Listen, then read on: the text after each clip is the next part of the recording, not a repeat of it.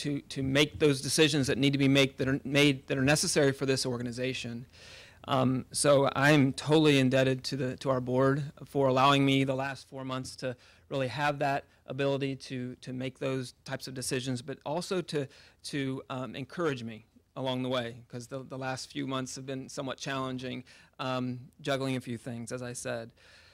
I couldn't do these last 4 months without their support. So I just have to start off by just stating that, it's so important that I have a board, that we as an organization have a board that supports kids first, just like Ms. Valdez said, but also supports the leadership of this district as we move forward. And that's wonderful. Very refreshing for me as I start my first day. And it is a very humbling day for me, because I've been a Hillsborough County employee for just finished 26 years. And so I've been around a little while in this district. Actually, that's not even the whole extent of my career. But for 26 years in Hillsborough County as a classroom teacher. So I definitely know the lens of the classroom teacher in Hillsborough County and the impact that our classroom teachers have on our kids every day. You know, a building level administrator who truly got to see from that level, you know, how a leader in our leadership at schools, it's vital for the overall success and culture of that school, and the support to all the employees that come to work every day to support kids. And then the last several years as a district administrator, being able to just be truly honored to support 250 schools in some capacity to provide guidance and leadership and service that they may need in order for our students to be successful. So, so with that background, I bring to my first day a lot of those experiences that will hopefully shape a lot of the decisions that are made moving forward, because I do understand a lot about this community. My wife and I, moving here 26 years ago, we didn't think we would be here 26 years later, but we fell in love with this community, and we especially fell in love with this school district, and it's served both my wife and I very, very well. And for any organization to be successful, we have to set clear goals. We have to be held accountable for achieving those particular goals. And over the last 4 months, there's been a lot of listening going on my behalf. I felt like it was my opportunity, given 4 months as the acting superintendent, to really listen to people, because and not just listen to them, but let them know that they're being heard in the course of those conversations. So listened a lot and had a lot of meetings at this dais with our school board, and we've all met one-on-one several times over the last 4 months. So I've been able to really listen to what their priorities are. They all have great passions for kids, and they all have a lens that they're looking through their own experiences, and they bring a lot of their experiences to their roles each and every day. And so I was able to hear about some of those priorities and hear of all the things that the expectations in their own communities that they are managing every single day. It's a big job. So it was an opportunity for me to really hear all about and understand their role as elected officials, and ones that really create the policy and the vision and the mission for this school district. Listened a lot to employees and employee groups. Of course, being an employee of Hillsborough County, you have to listen to the people that are doing the work. You have to, ensure that they're not just being listened to, but they're being heard. And I think you'll see by the end of our press conference today that they've been heard. Been having countless meetings with community and business organizations and partners over the last several months, because we as an organization play a role in the success of our community. And so in order for me and for our governance team to really be able to do the work right, we have to understand what's happening out in our community, what's happening in our businesses. So I've had countless meetings with our business partners, our community partners, and I want to thank those of you who are here today. I really appreciate that. It means a lot. We also, over these past several months, it's given me an opportunity to look at a lot of data. And we've had some external reviews being done of our district. We certainly had our accreditation visit from Advanced Ed. So we've been able to gather a lot of information about what an external group that doesn't necessarily engage with Hillsborough County every day, what they think, what they see, and how they think we need to respond to the issues and the challenges that we face every single day in our classrooms for kids. So So with that, I've poured over that particular report and those particular recommendations, and that's part of the way we've woven in some of the decisions around our reorganization of this district, and I'll talk a little bit more about that. But finally, the most important group that we've listened to is our students. Over the last several months, I've had countless opportunities to talk to kids, because they're the ones that experienced the work every day, of our employees. They're the ones that experience the cultures of our school buildings. They're the ones that experience all the demands of the curriculum and the expectations that people pour upon them, both internally and externally. And so with all of their many demands and all their great aspirations, I think it's important for us to know what they're thinking. And so what you're going to hopefully hear today is some of the response to some of those students and the conversations that we've had over the last several months. Every decision that has been made, the board and our governance team, has been made because we've had the ability to listen and be very intentional about our decisions moving forward. Our goals that you're going to hear are pretty ambitious. They won't be accomplished overnight, although I know there are people who have that expectation. I'm learning that. But I want you to know we bring a real sense of urgency to how we're going to accomplish all of the goals. We expect, I know I expect, and our board expects, and my staff expects, our parents and the members of our community, the local media, to hold us accountable for our results. That's why we're here today, by the way. I wanted to start off the very first day of my tenure as the superintendent of Hillsborough County in a very transparent way. I wanted to have clear communication with the media. I wanted to have a transparent forum, and I wanted you to know what you need to hold us accountable for. So I think it's important that we have this type of forum, and we have this type of forum very often, so that we're not just having a first day, but we're having many days that you're hearing more information, and that you as a local media are very in tune with the issues that we're facing, the challenges that we're facing, and yes, the successes that we're having with our students every day. So this open and ongoing dialogue, it must continue throughout this tenure. It must be part of the way of work for our entire team. So let me get started by kind of talking about our overall goals and our priorities as a governance team. And I think I first of all want to start off by introducing a few members of the team who are new faces to the organization, or maybe new faces to some of their roles.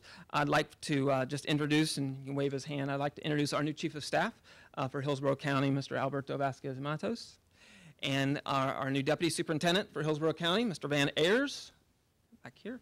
And I kind of weave in a little bit about them through some of my points today. And I do also notice that Ms. Edgecombe from our Vice Chair of the school board has joined us, and Ms. Stewart from our school board is here. Like I said, we've had great conversations, and I've had great support over the last few months. And it's been all of our board just kind of coming together. And we had our retreat, and I did a lot of listening there, and I was amazed at the work that came out of that, because that's part of what I need to understand my role is. My role is sometimes to ensure that I'm taking the collective body of work and discussion that occurs in those types of meetings, just like we have meetings every other Tuesday, and know that that becomes part of our decision-making process moving forward and our goal-setting process.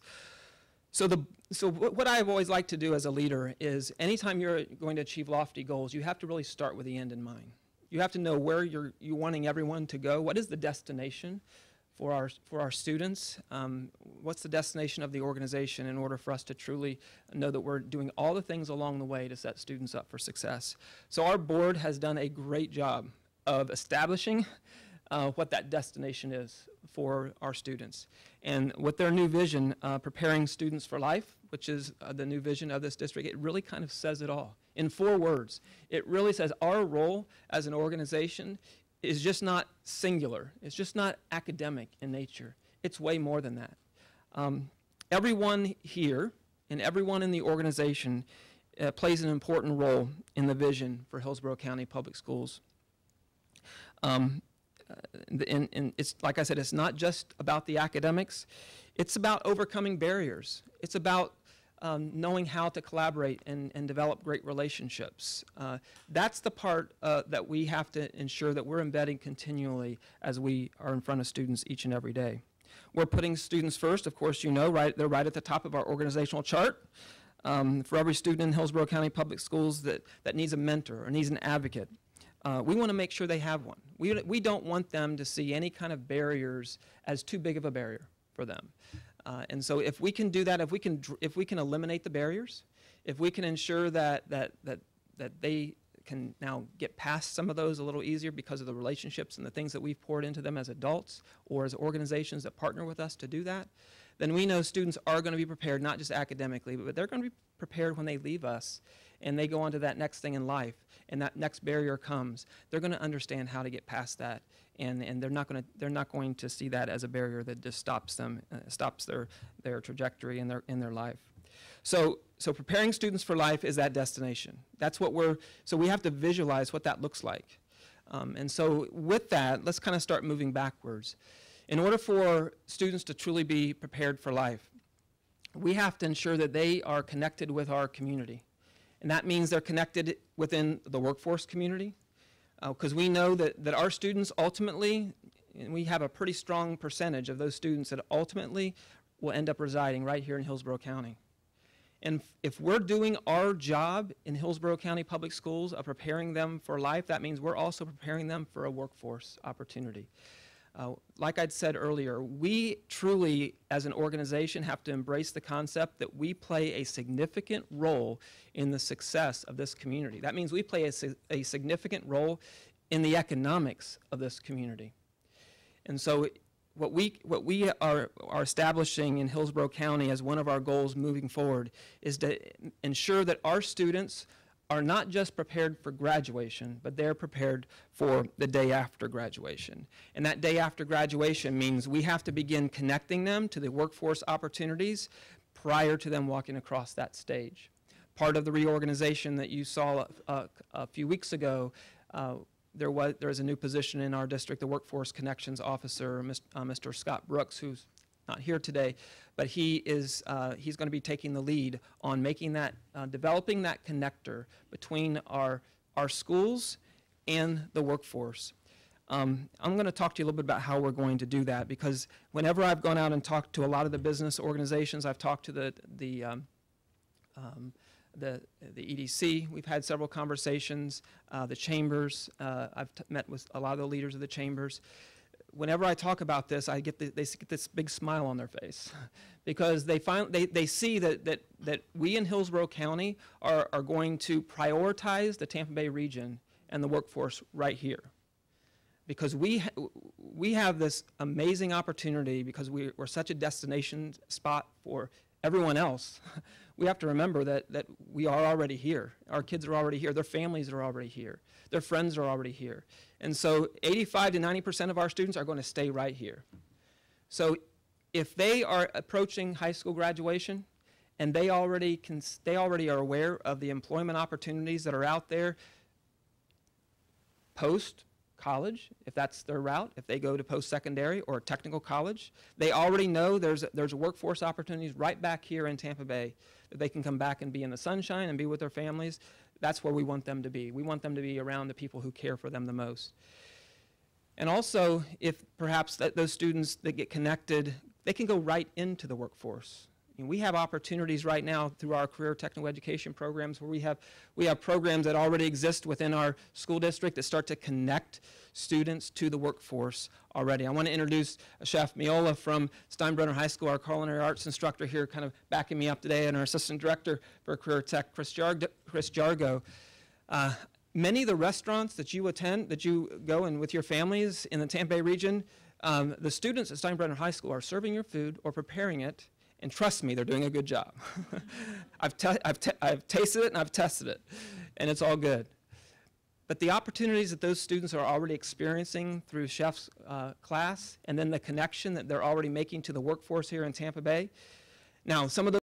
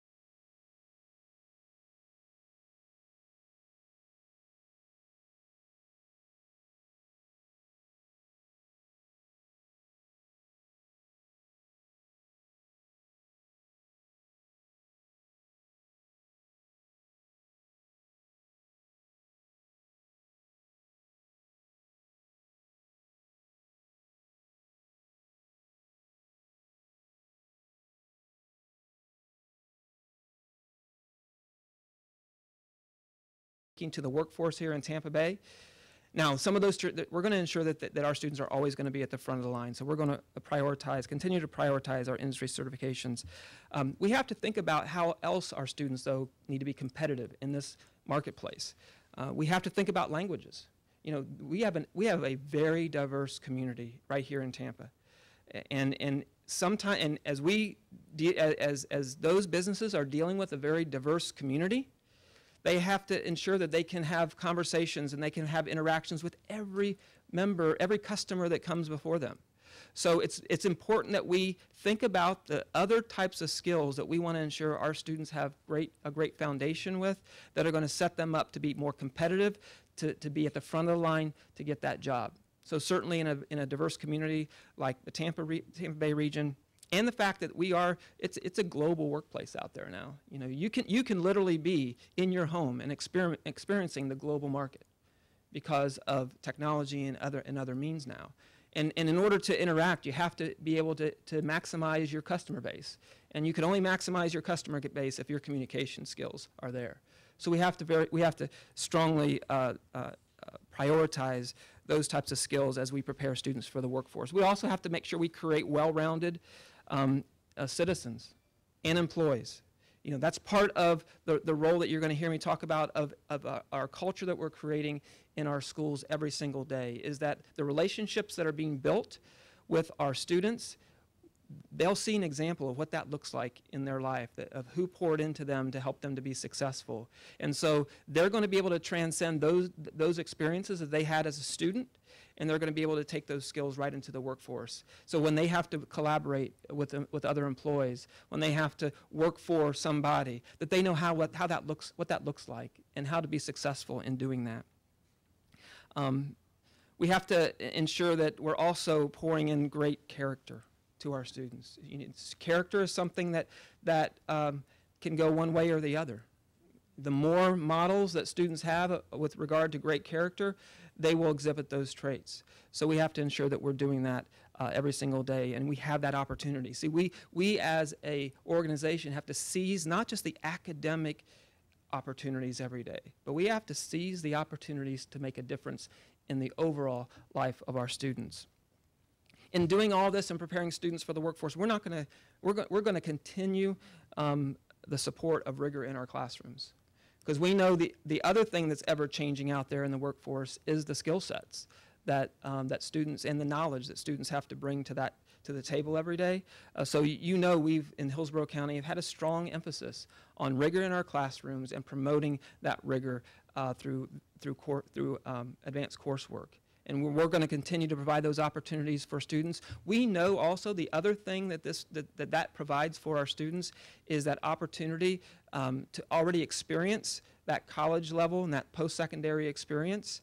As they're also experiencing these workforce opportunities, they're starting to experience the post-secondary world. And it just doesn't have a knowledge. It's just not a knowledge they're gaining. It's also expense avoidance that their parents are experiencing. Just think of the millions of dollars. I think we had a press conference here about a year ago where Ms. Ely was talking about $10 million just in our advanced placement alone. That's saving parents money in Hillsborough County. Those are dollars that are going somewhere else in the community for our businesses. So we have to see ourselves as that economic footprint, not just because we're the largest employer of Hillsborough County, but we're creating the workforce of the future that's highly skilled, and we're also employing strategies for providing education that's creating cost avoidance for parents, and they're able to redirect those dollars other places in the Tampa Bay region. So I think you understand workforce is kind of priority. Okay, you get that? All right. Well, let's move back a little bit further, because the workforce is not a possibility unless students graduate. So let's go there, because I think that's a subject that you've heard me talk about and the board talk about over the last several months quite often. We know that our graduation rates are not where they need to be. And we know that our graduation rates of our students of color are definitely not where they need to be. And so what we have to do is we have to prioritize graduation for our students. And that's going to take a heavy lift. Okay, I'm just going to tell you, because turning graduation rates on a dime is a very difficult task. But we're going to accept that challenge, and we're going to already begin to make some significant changes next year in order to achieve a rising graduation rate. One of the things that you've heard me talk about in the past is we had last year our graduation rate was 73.5%. That's a federal graduation rate. That's the number of students 4 years ago that were part of that cohort, and 4 years later, 73.5% of those students graduated on time. We have summer graduations coming up, which hopefully there'll be a little bit more students that'll be graduating. But that's a statistic that we have to attack very aggressively, because that graduation is going to mean they will have a better opportunity in the workforce, a better opportunity for a future.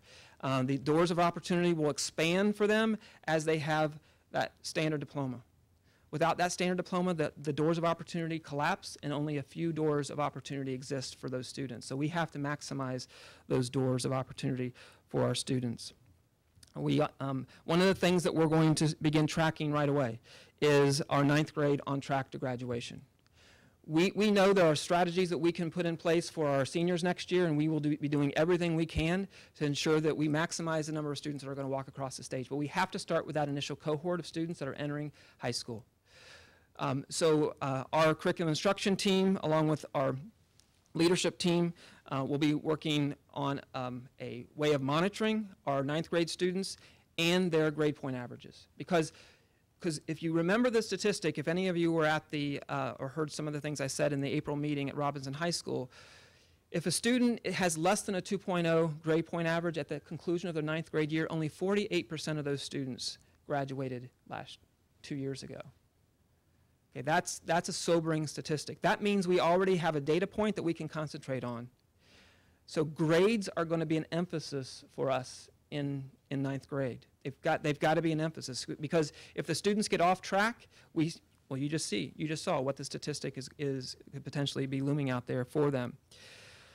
So we're going to be putting in a system for tracking that. Already our principals have been receiving reports every so many weeks to monitor GPAs, but we can actually use the power of EDSB, which is one of our systems that is real-time grade information, and we can start to put reports in there where we already know principals are utilizing that resource. They can use it any single day to monitor the grades of their students and to see where their GPAs are and what percentage of students have particular GPAs compared to others, and where is it that we need to now provide intervention quickly and strategically in order to change that trajectory of that GPA. That's going to be an emphasis as we open up for 2015-16, that we are going to put a strong emphasis on tracking our 9th grade. But one of the things I want to ensure that it's just not a high school issue. Graduation rate in Hillsborough County is not and will not just be a discussion that we have with our high school principals or our high school teachers. Graduation starts in pre-K, it starts in elementary, and moves through middle school. Ultimately, high schools, they receive students who have had a foundation of education in Hillsborough County. What we have to ensure is we provide a strong foundation so that when the next cohort of 9th graders come into our high schools, that they are prepared. And some of those interventions will lessen and lessen over the years. One of some of the people I want to introduce up here that's going to play a role in that and has been playing a role in that. First of all, I've already introduced you to Mr. Van Ayers. He's the former principal at Jefferson High School. Just a little bit about Mr. Ayers. Jefferson High School over the last few years under his leadership they've seen their graduation rates skyrocket.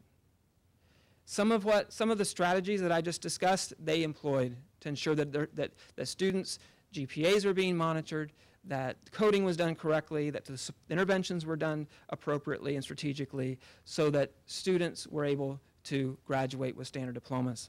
So he's at the helm as a deputy superintendent of that particular project, and also he will be monitoring and overseeing our strategic plan for the district, in that strategic plan, graduation rates will be one of the top priorities that we'll be overseeing. Along with Mr. Ayers up here, I have Leslie Granich, who's our Instructional Leadership Director for Secondary Education. Other side. Over here? There you go.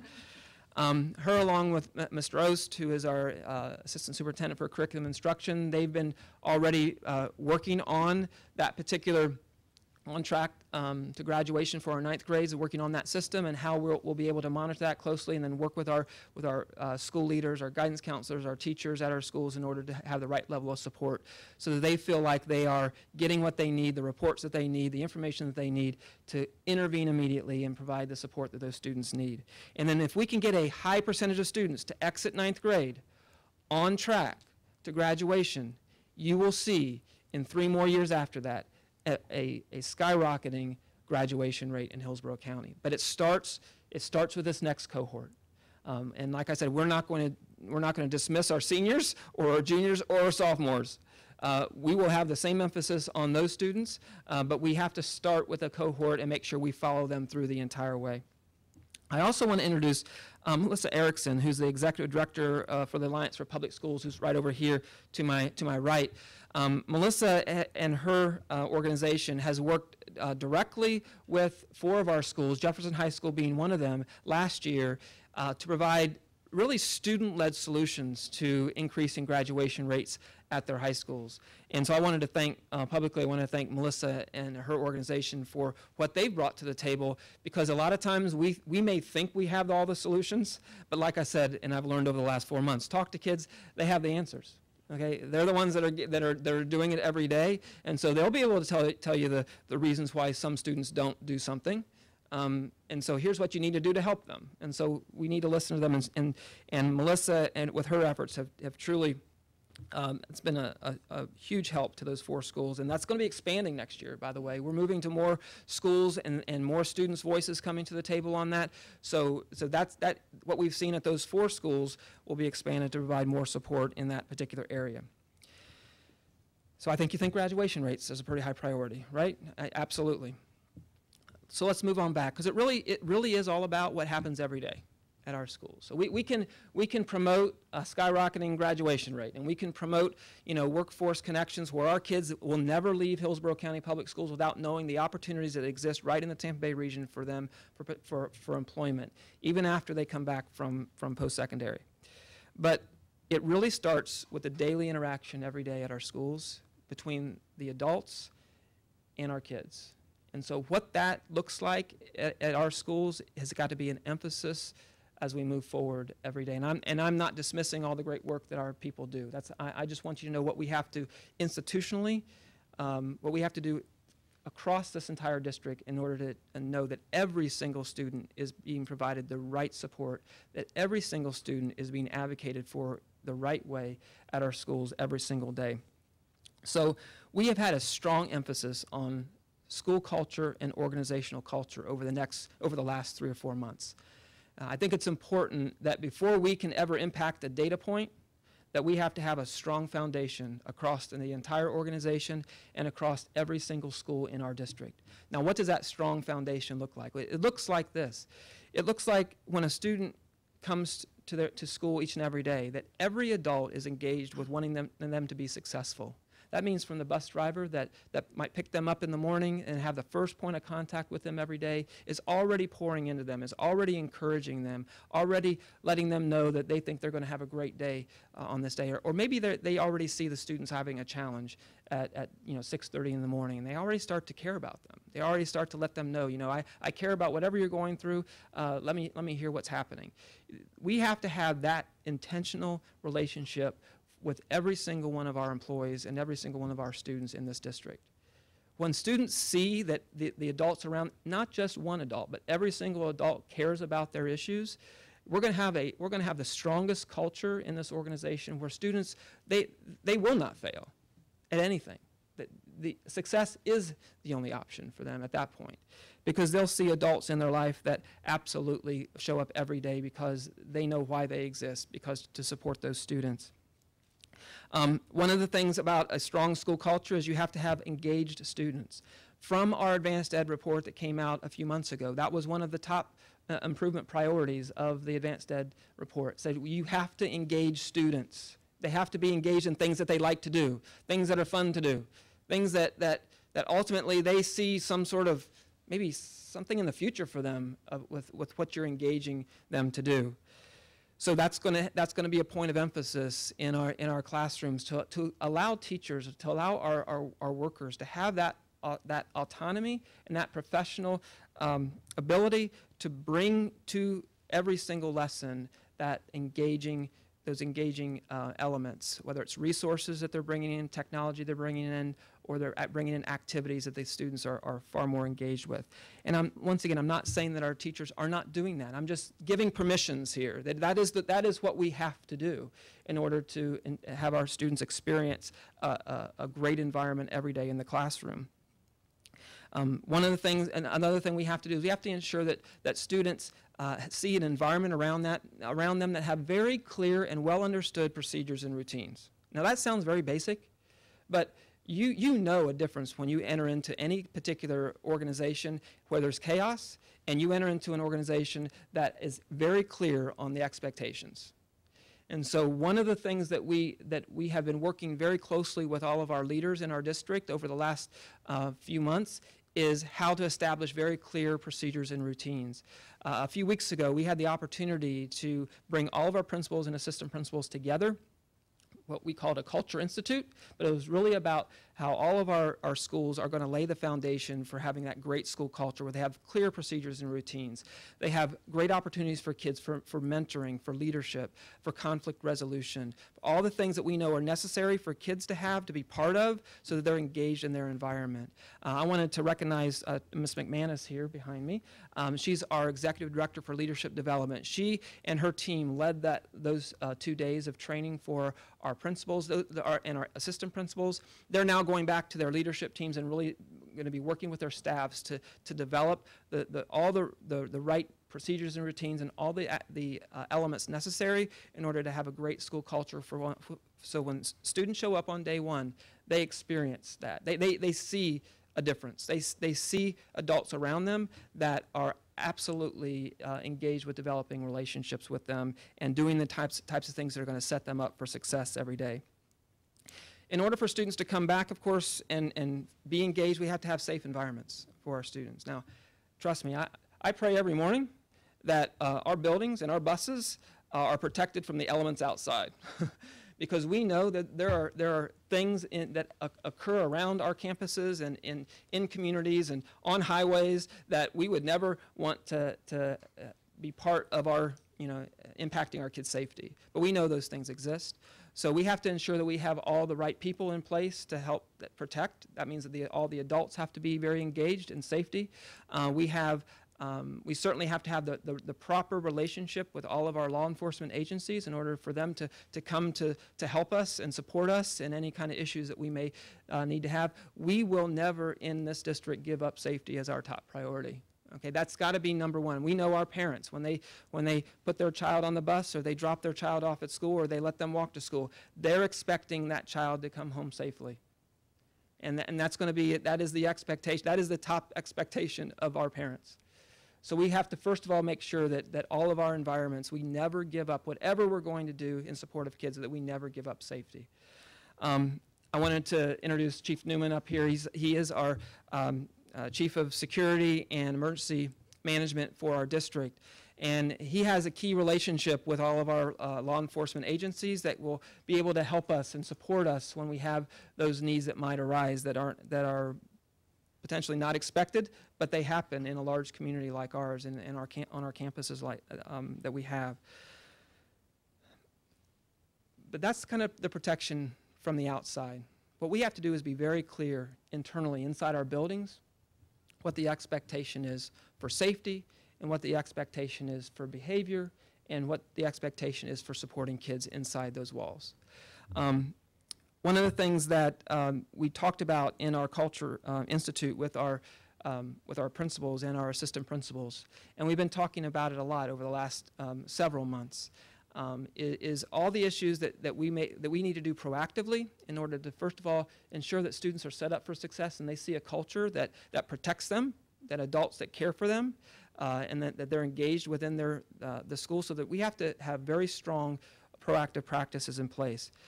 But then we do know that along the way there's going to be errors that occur. We're human beings. We make errors. We make mistakes. Children are not unlike us. They will make their own mistakes along the way. What we have to ensure as an organization at every single school is we have the right way that we provide support for students when they make those mistakes. Sometimes supports may be consequences, but every single time that mistake might be made, we also as adults have to go back and do some root cause analysis. Maybe there were some things we might have done that we could do differently to ensure that students don't make that mistake in the future. But if the student did make that mistake, we have to, when we apply any particular discipline or any particular consequence, we have to think about their future when we make that decision. And we have to be very consistent across our entire organization around that.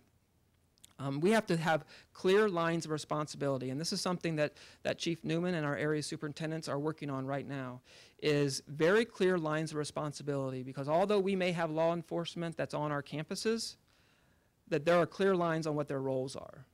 Their roles are to protect. Their role is not to deal with discipline issues on our campuses. And so that's administrative. And we have to have very clear lines on where law enforcement gets engaged and does not get engaged, because we can't send wrong messages to our parents and to the community. We have law enforcement there for a reason, for protection, but we also want to make sure that they do not have that there's a clear line drawn on what their responsibility is within those particular buildings.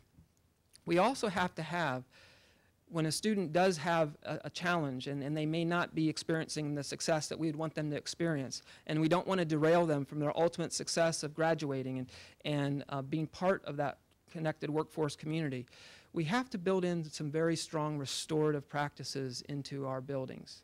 Kids have to know how to that they're reconnected, that once a mistake has occurred, that the adults still care for them, and they still want them to be successful, and that we can allow them to be re-engaged in our environments at every single one of our schools or back into that classroom, and then there's a clear plan in place for their success. And there's a clear plan in place for someone to advocate for them and mentor them as they re-engage in that classroom.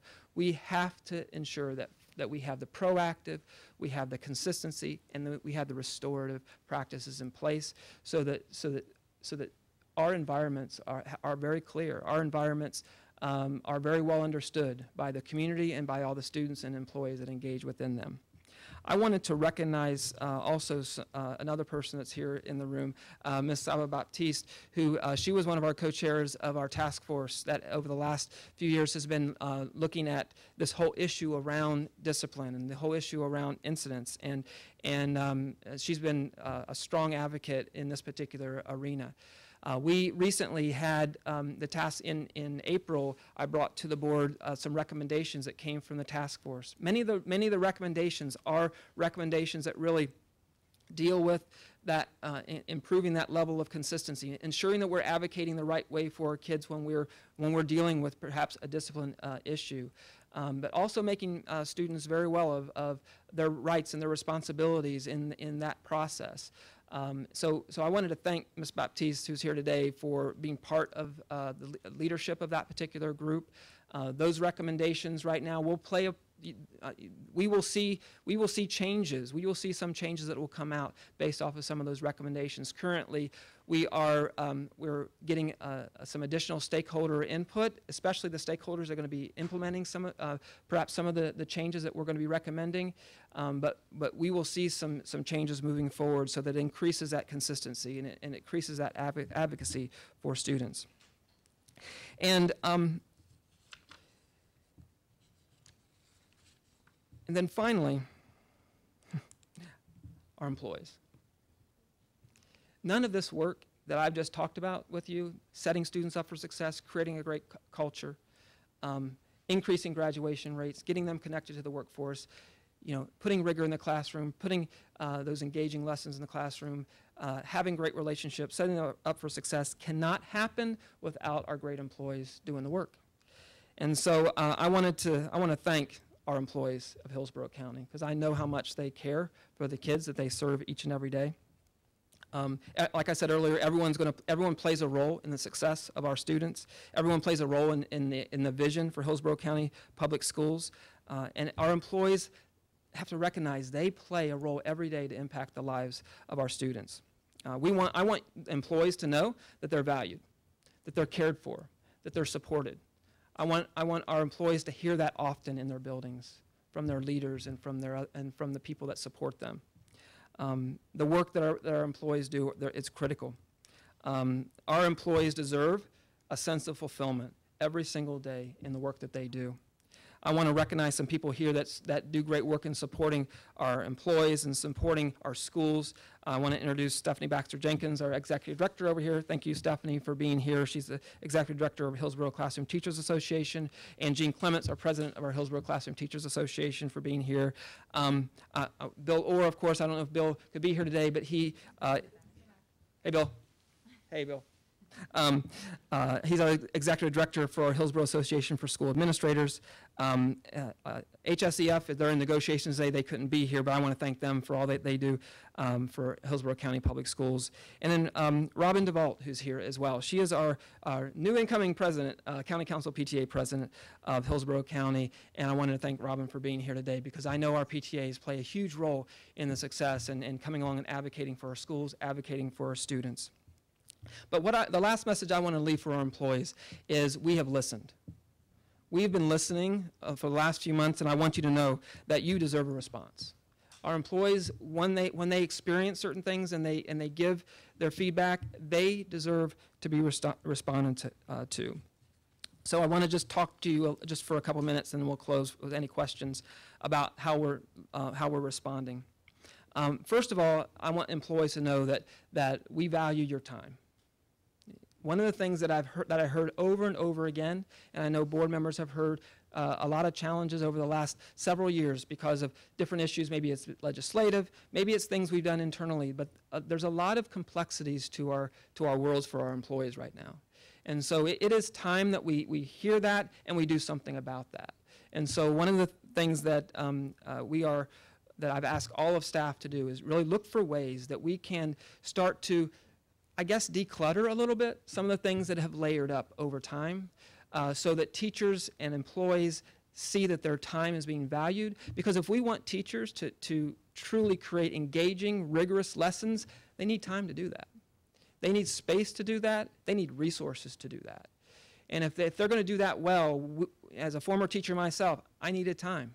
So I had an experience in Hillsborough County where I had a great experience as a teacher. I felt very valued. I felt like I could take risks. I felt like that I was supported, and I was also empowered to make decisions in my classroom. That's what teachers in Hillsborough County need to feel every single day. And if they're experts at their craft, they need to know that they deserve that right to have that professionalism provided to them in order to make great decisions for students. Certainly, we heard a lot about the evaluation over the last few months. And we are partnering with the Classroom Teachers Association. There were surveys that went out. I think about 7,000, almost 7,000 employees responded to that, if I'm not mistaken. That's a large number of employees, by the way, who respond to surveys. Sometimes you see surveys and they just aren't filled out. That one was very critical for our employees to fill out. I want to thank the teachers who took time to fill that out. Because in that survey, it gave us lots of good feedback that we need to respond to. So one of the things that I want to make sure teachers are aware of it, we're working very closely with the Classroom Teachers Association in responding to the data that we saw from that survey. And so as we move forward, as you open up 2015-16, you should see some differences with regard to the evaluation system and how you have viewed it from the past and how you view it moving forward. Very much should be relational, really very much should be a support system for our teachers. It should not be a point of anxiety for 15,000 employees. It should be a point of collegiality, of professional growth, and then we should work that process that way. And that's what we continue to hear from teachers, and we're going to make those adjustments to make sure we position our evaluation to be a support system for our employees. So with all the things that we've heard over the last several months, I just ask for our teachers, I ask for our support employees, I ask for our leaders to know that they have been heard, that they're going to be responded to, and then you will see the response in the change in environment, the change in support, and any changes in culture that we heard coming from many of those particular surveys. to close out, I really felt like the most important thing that I could bring to the table is my own personal experience. And as I said, I had a great experience as a teacher in Hillsborough County. I saw the value of what it was like to be supported by great principals and other great staff members.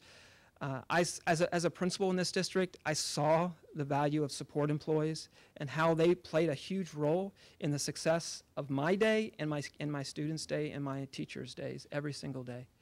And I saw firsthand how when teachers and professionals and leaders come together and they create solutions that are in the best interest of kids, then everyone owns that solution and they want to be held accountable for it.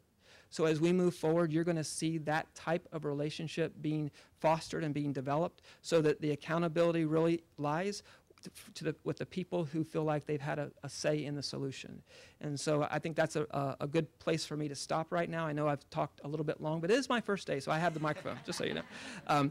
So I know I have something else to get to in a little bit, and I know the folks up here are welcome to talk with them after the news conference. They will have plenty to say, I'm sure, and I want you to talk with them because those are the folks that are really doing the work. They're the ones that are providing the leadership, and I have lots of staff out here in the room as well. Some of my staff are here. Feel free to talk with them and get their take on some of the things we've had. Some of the things we've talked about today, we've had these conversations in our staff, so we kind of are all on the same page moving forward. And so if there's nothing else, I'd like to take questions. Aaron. Can you elaborate at all on any differences that we might see in the teacher evaluation system? Well, one of the things that, I just knew that was going to be your question, Aaron. So in working with our Classroom Teachers Association, who helped us with that particular survey, by the way, they were very instrumental in that. One of the things that keeps on coming out from the evaluation system is just it's a little burdensome, a lot of time elements involved with that. There's some anxiety that has come with that. So what we need to do is start to look at how we're going to differentiate across all of our teachers and all of our teacher groups from those that may need the extra help, our beginning teachers who get the extra help through our mentor program, through our teachers that may be struggling a little bit within their role as a classroom teacher, to the teachers that are making that growth, they're still effective and even they're moving to the highly effective realm, and then the highly effective teachers who over and over again, year after year, have proven themselves, because we have the data, that they're highly effective and they're doing great things for kids every single day. So what we are doing right now is looking at how we differentiate that type of support, how we perhaps lessen the amount of observations that some people might get as a result of having that data now and be able to make decisions around supporting teachers a little bit differently, but also how we now direct them to have the right types of resources immediately, and the conversations and the professional growth and the training that they're craving, so that they can even make their craft better in their classroom. Talk to parents, you probably know that not many of them are thrilled with the standardized testing and the whole rigor that go with that. What is in store for this coming year in terms of testing? Mm-hmm. How do we navigate through some of the difficulties and some of the technical issues that were plagued all school districts this year? Yeah, and I've heard a lot from parents, because that's part of the whole issue around, maximizing our instructional time and minimizing the assessment time, because I think there's so many complexities to just delivering one assessment in this day and age, and I think we've heard that technology is supposed to solve all those issues. It actually created more challenges with this particular rollout of assessments. So I know my tech folks in the room did not like that statement, but it did create the challenges, because across the state the infrastructure just was not there to be able to pull off such a high-stakes test that's supposed to be reliable and credible and valid and all those things. And so, certainly the state's doing their due diligence, and they're having the necessary group to really, look at that. But we have to, in-house, we can't then replicate our own set of challenges. So we have to look at how we're administering any local assessments. What are the necessary local assessments? What's needed, what's necessary to drive instruction and make good decisions about kids. If we're administering an assessment for something other than that, it's not an assessment we need to be giving students. If it's something that's just going to give us information about adults, that's not a good reason to give it an assessment. So it's got to drive instruction. It has to give teachers information that they can then use instructionally. If it's not, then we owe it to every single teacher to take that off their plate. We also have to do a great job in not creating any complexities with the actual administration of an assessment. You know, just the administration of assessment can take on a lot of various, you know, logistical challenges. You know, and sometimes that involves, you know, pulling people from classrooms to be able to do the work to make sure that assessment is pulled off successfully. I don't think that any coach would pull his best player off the field to take care of something on the sidelines. I wouldn't. So I don't expect that that we as that building level administrators should be expected to take some of their very best people out in front of kids in order to take care of another issue. So, yeah, guidance counselors. That would be another group. I see Ms. Zanick back there too. Yes, Marlene. We were told last year that success teams and success coaches were a way to deal with the achievement gap and other issues at middle and high schools. Is that program still on track, and are we going to see any measurable results? Yeah, well, one of the things that I'm asking is I want to see, when the assessments come back, I want to see the results on that. Yes, that's still a program moving forward. We have to, anything though has got to be measured by the data, and so I want to make sure that we have a strong look on that particular data. I do know we had some really great teams working with students at our schools to make sure they're giving that extra, touch points that those students needed to stay on track. But the data will be where the proof really is, Marlene. So once we get that back, this team will make decisions moving forward on how we address that particular program. We know that the number of students that particular team was touching was probably not enough, because we also know that the students that they were working with, it was critical for those students. Let's follow up on that. You have spoken before about the need to look at guidance counselors, social workers, see if we have enough staffing in that area. Right. Is that something that you intend to pursue? I think we all do it. We have to do all those things within the scope. Well, the first thing I want to do is make their existing worlds better. That's the first thing. Okay, I think we have to look at what they do and how can we make their worlds better, and have we, complicated it ourselves. If we can do some of the things ourselves intervention-wise to take away some of that, then I think that'll be a huge win for them. Once we see that, let's see how their work, their workload is, so to speak. Certainly, we're always, that's dollars that we have to think about, and how dollars have to be utilized very efficiently in our district. So but we first of all have to create the environment for the employee to do their work that they were challenged to do in the first place. All right, well, thank you very much for being here today. And like I said, I have great staff up here who've now stood for an hour, and they want to move. I know they. I want to thank again our board for being here and having my back literally today at this news conference. Have a great rest of your day. Thank you.